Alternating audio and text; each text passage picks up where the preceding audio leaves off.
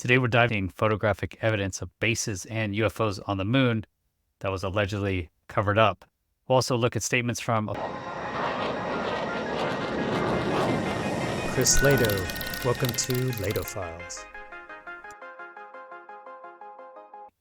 My name is Karl Wolfe, and I was a precision electronics photographic repairman with a top secret crypto clearance. In the United States Air Force, I was stationed at Langley Air Force Base in Virginia. In 1965, in mid-1965, I was loaned to the Lunar Orbiter project at NASA on Langley Field. Dr. Colley was in charge of that project.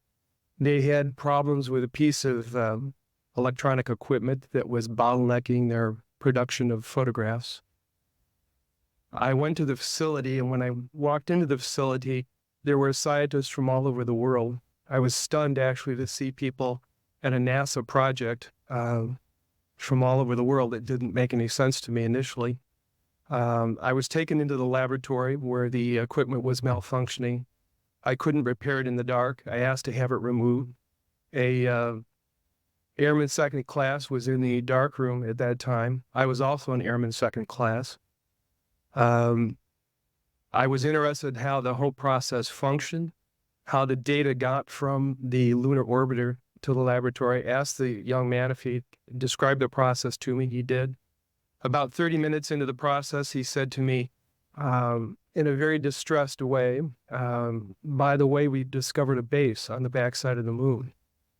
And then he proceeded to put photographs down in front of me, and clearly in these photographs were structures, mushroom-shaped buildings, spherical buildings, and towers. Okay, so that's Carl Wolff.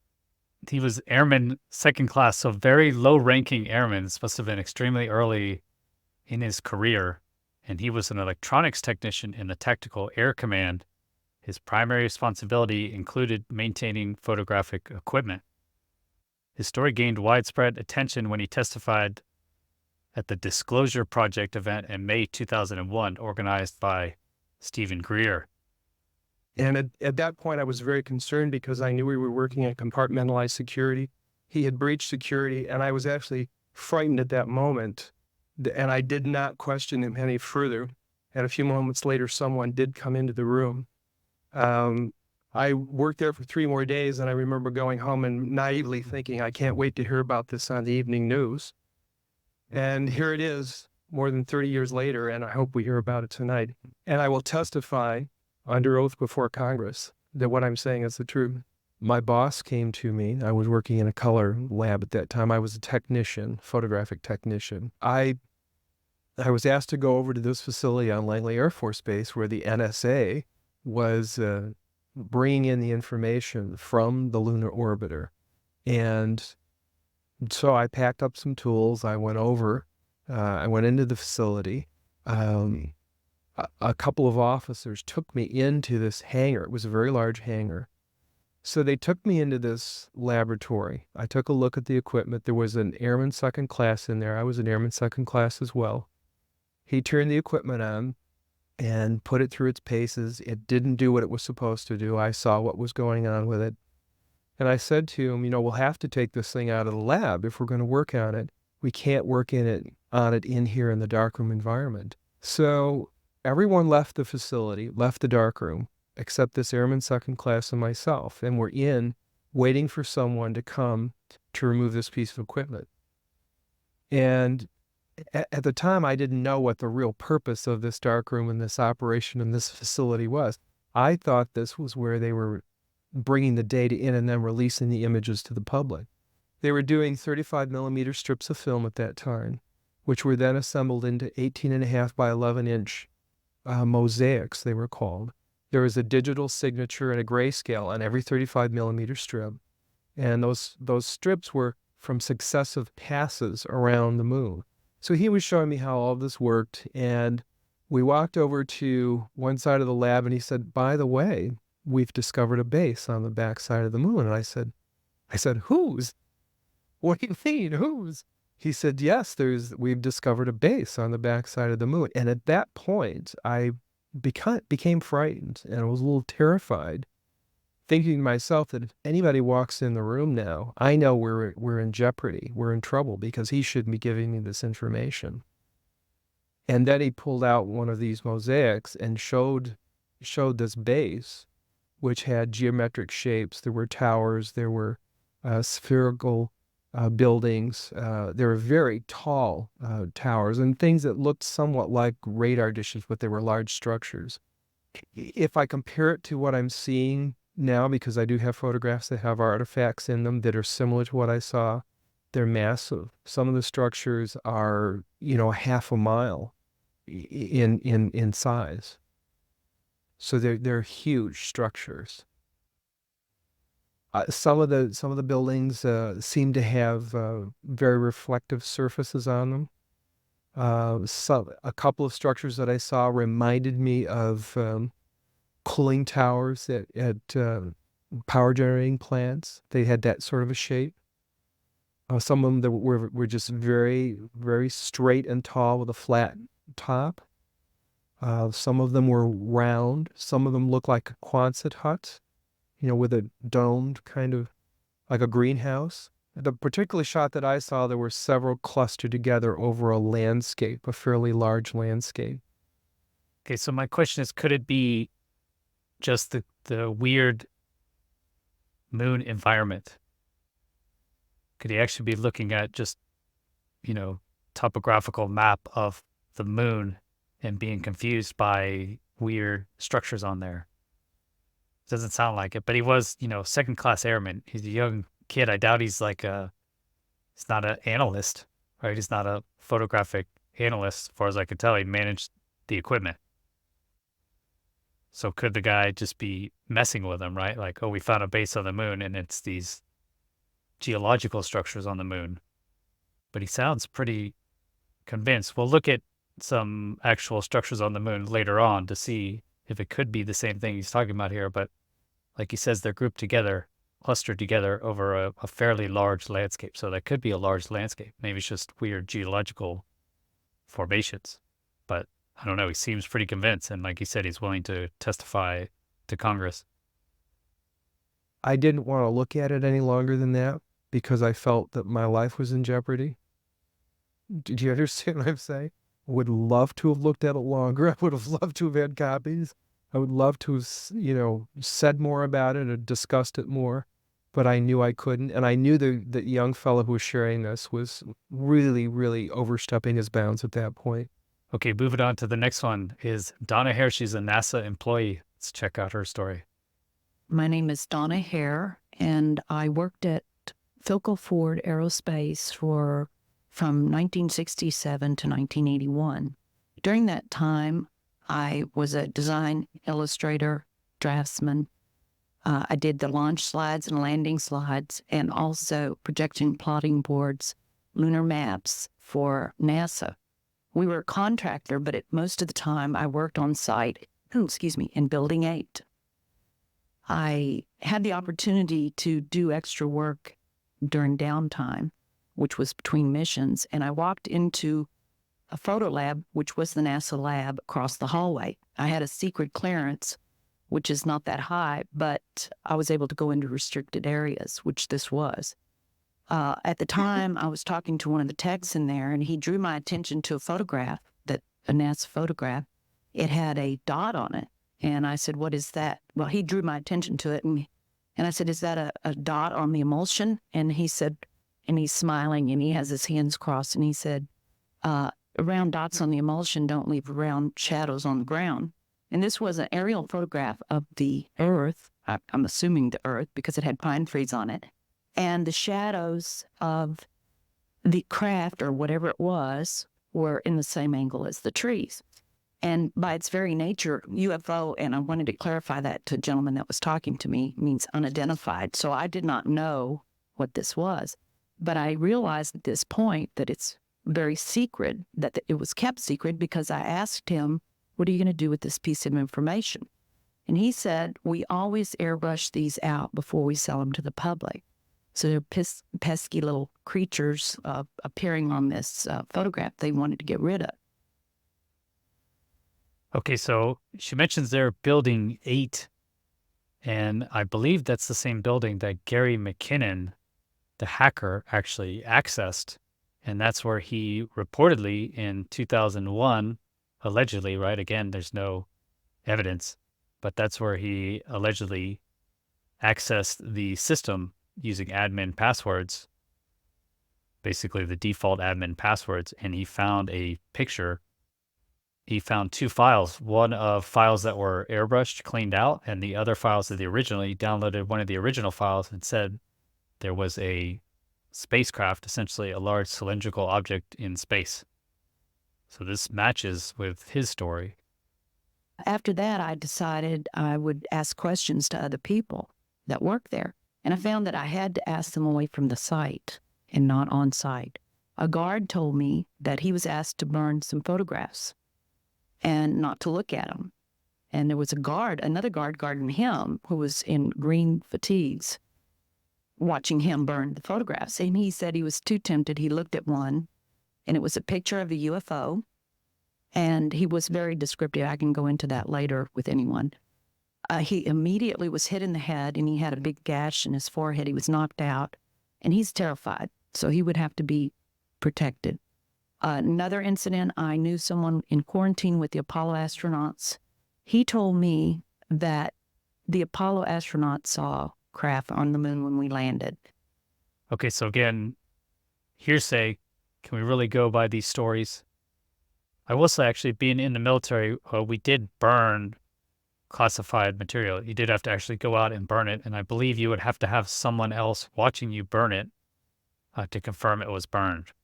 So that is actually correct. That's how we would destroy stuff in the military. I guess the best way to destroy paper, right, is burn it.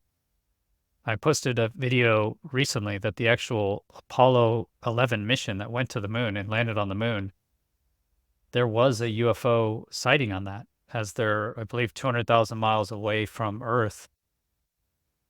They see some weird object. Buzz Aldrin actually sees it, and then Collins puts a telescope on it, and it resolves out to like an L-shaped object. So that was on the moon mission, but I hadn't heard about actual craft on the moon when we landed. And that is what he told me. And he also was afraid. He said that the astronauts are told to keep this quiet. They're not allowed to talk about it. So I do want to let you know that I worked out there for a number of years, and I ran into this. So it's not something everyone knows that works out there for a long time. My boss didn't know about it. Some people that sat right next to me didn't know about it. It's very strange because I don't know how they can do it, but they can let some people know about it and then others not. I'm willing to testify before Congress that what I'm saying is true, and thank you very much. Okay, same thing with Carl Wolfe, is there's no actual evidence, right? That's what everyone says. Where's the evidence? All we have is people willing to go and give these stories, right, under oath to Congress. So they seem pretty certain about this.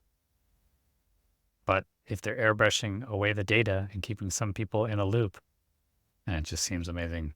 Must be a really good reason, or it's just locked down so tight, they're just not going to share it. The lunar orbiter missions were initiated in early 1964 and consisted of 5 identical unmanned spacecraft to investigate the surface of the moon. The main purpose of the program was to locate smooth, level areas on the moon's near side to confirm the areas as suitable for manned landing sites for the Apollo program. So that's what I'm saying there. Could he have seen, zoomed in images of this and misunderstood as a base? As a young second-class airman, could that be possible in a dark room looking at this? I don't know. Let me know what you guys think. Other program objectives were to collect data on the moon's gravitational field to provide precision trajectory information and study radiation and micrometeoroid flux in the vicinity of the moon. The orbiter took pictures of the moon's surface. More than 90% of the pictures taken were transmitted successfully, including the historic Earth rise taken from the moon on August 23, 1966. It was hailed at that time as the greatest photograph of the 20th century. That is an amazing photograph. Skeptics argue that actually we couldn't get detailed images of like a craft on the moon. But if you're that close, right, from the Earth, yeah, I think it could be very difficult. Actually, it's quite difficult just to see the lunar lander, right, where it's still there. It's very difficult. But if you're actually orbiting the moon, I think we could see craft on the moon, especially if there's no atmosphere. You have no atmosphere to contend with. So I think, yeah, they could definitely see something on the surface of the moon. The orbiter also obtained environmental data during all periods of visibility. Some photographs were not transmitted. However, when the transmitting equipment failed during the readout operation, only a small number of pictures were lost, and other data collection was not affected.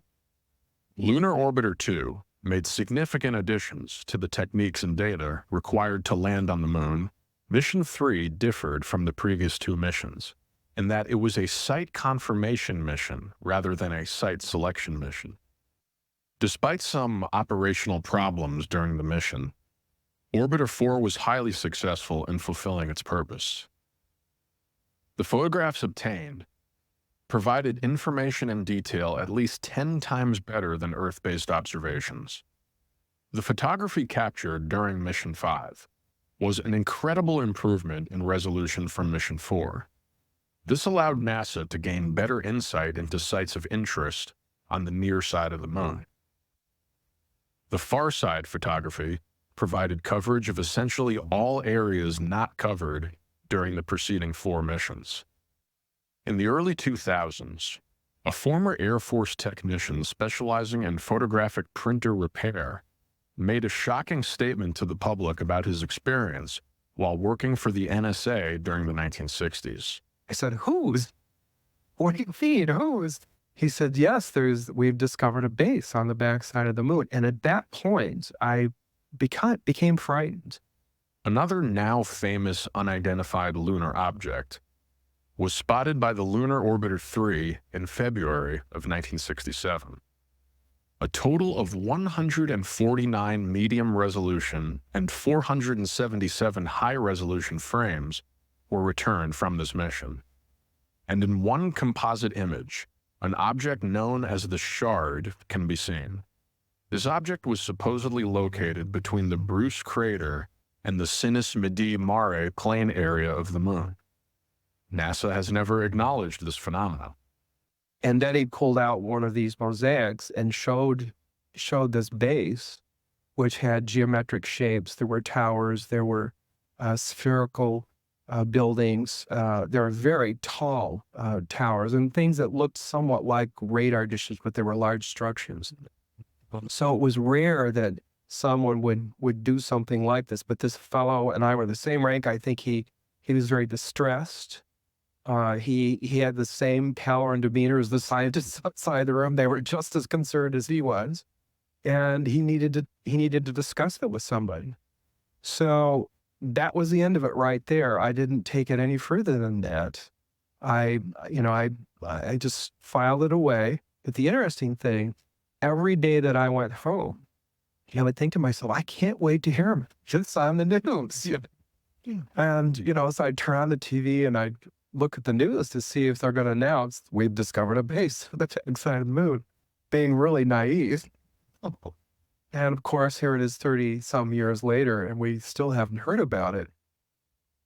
Researcher and filmmaker James Fox started his journey into UFOs through Apollo astronaut testimony. Basically, out of this whole UFO phenomenon, when did you become interested in the idea that NASA astronauts have seen UFOs in space and that possibly had been covered up? I never did until I wasn't actively looking for UFOs in space, NASA. I watched an interview in the early 90s with Apollo 14 astronaut Edgar Mitchell, 6th man to walk the moon.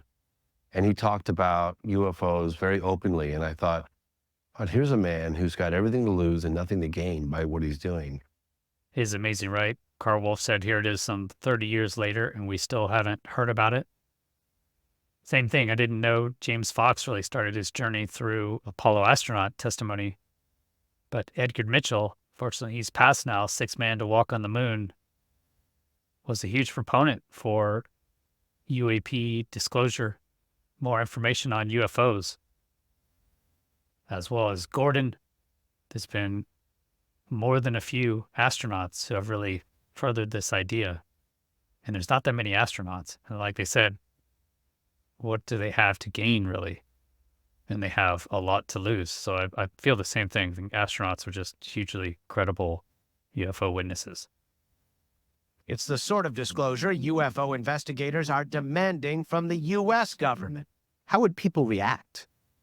Well, it would be kind of good. It's about time. Former astronaut Edgar Mitchell is the sixth man to walk on the moon and a firm believer that aliens have visited our planet repeatedly. So I had to ask, why are they coming in these little glancing visits and we haven't had a more meaningful dialogue or contact or attempt to communicate with these? Well, I think we have. Really? I think we have, but it is not common knowledge. Mitchell told me after he returned to the moon, he was briefed at the Pentagon by a high-ranking officer whose name he would not reveal, who said the U.S. government does have evidence of alien spacecraft and is keeping it a secret. It does? How could you have a former astronaut coming out and saying this, right? That a high-level Pentagon officer briefed him and said, yes, we do have evidence of alien spacecraft, and we are keeping it secret. Also, my last video on space sightings, UFO encounters in space, both the Russian cosmonauts and the U.S. astronauts were told not to mention any of this stuff. Is it just for bad publicity, or are they really trying to keep it secret, as Edgar Mitchell argues? Well, I think the reason is still a secret is power and control, controlling whatever technology exists. All of this is fascinating stuff, if it is true. I mean, I've talked to government insiders and intelligence folks, and they kind of laugh at it. But obviously, they have secret craft that we don't know about. That's obvious. But whether they have successfully reverse engineered what they recovered in Roswell, that's something that I have not seen the evidence for. I'm not saying definitively that it didn't happen, that they weren't successfully reverse engineered. I have seen zero evidence of it. That's just me. And people can disagree all they want, and that's fine. So I know Buzz Aldrin had that UFO sighting on the way there, but I hadn't heard about on the actual lunar surface. So while Neil and Buzz were on the lunar surface, Neil switched to the medical channel and said, they're here, they're parked on the side of the crater, they're watching us. Is it just myth, heresy? I mean, they made this area blue. Is it because of these little humps here? I don't really see anything there. Here doesn't really look like a artificial structure to me. Again, I mean, they made this blue and that yellow, but is that really any different from the surrounding areas? And when we did like target attack, right, target study, you really need to get as many different viewpoints of the same object as you can, right? And that's really how you can 3D map it and really track down what you're looking at, because shadows are weird. You get weird lighting effects. Heat can affect it, especially on the moon with no atmosphere. I'm expecting to get really sharp shadows, etc. So it could make objects look sharper than they would look on Earth that we'd be used to. It's like this, is that a outcropping, a rock outcropping, or is it a giant spacecraft? From shadows. Do we even know what sort of geological issues the moon has? What are the geological factors? I think it's much more possible that you have airbrushed photos rather than these photos proving something. Yeah, so like here, we need to see it from different angles, right? So just from one angle, we can't tell if this is just, design, different material, or even shadow, right? But if we just had one more angle, then we could easily tell, right? So I don't think from one photo of the moon you're going to be able to prove, unless it's just miraculous, like Karl Wolfe is saying that it was undeniable, super clear photos. Okay, this animation from China landing on the moon the far side. It's in a historic sample retrieval mission.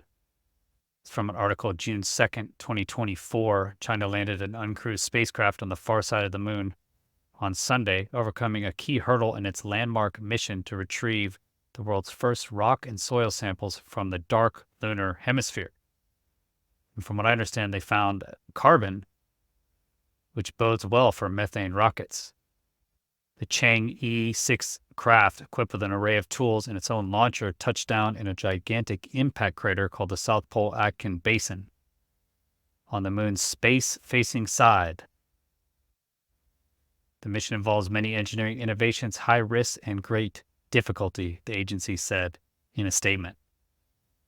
So it seems like if there is a base on the far side of the moon, so now we have other nations going to the far side of the moon, orbiters, etc. China, India landed a mission there as well. If there is a base on the far side of the moon, it's going to be tough to hide it, right? So did it leave in those last 50 years? Did they depart? So let me know what you guys think. According to those two statements there, Donna Hare and Carl Wolff, supposedly they do have images of crazy things on the moon, and they are airbrushed out. Astronauts are told not to talk about it.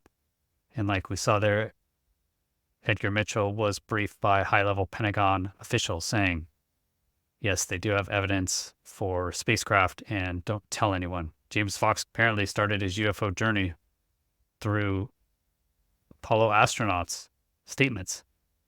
Thank you for watching. Please hit the like button. It really helps and it's free. Consider subscribing to get future notifications of when I release videos. And you might like this video recommended by YouTube just for you. If you want to support the channel, join these great people over here, get exclusive bonus content, then click this button here, patreon.com/Chris Lato, or become a YouTube member. If you want to continue the discussion, go to UAP Society Discord. Links are all in the description. Have a great rest of your day. Peace.